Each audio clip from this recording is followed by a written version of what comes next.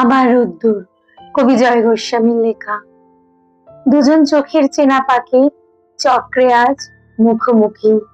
কেউ বলতে পারছে না ও যদি খারাপ ভেবে নেয়। কে বলবে, কে বলবে আগে ও ও কি আমার কথা ভাবে। আমি ভাবি শুতে গিয়ে, আমি ভাবি ঘুম থেকে উঠে, আমি ভাবি স্নান ঘরে, আমি ভাবি না কেউ বলছে না মুখ ফুটে। ওদের অবস্থা দেখে সকাল আরম্ভ করতে এসে রোদ্দুর গড়িয়ে পড়ছে, রোদ্দুর ছড়িয়ে পড়ছে হেসে।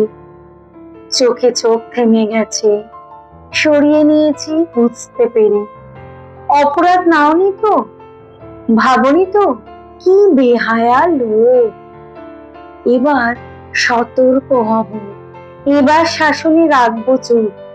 ভাবতে ভাবতে পথ হাঁটি, পালাই তোমার রাস্তা ছেড়ে।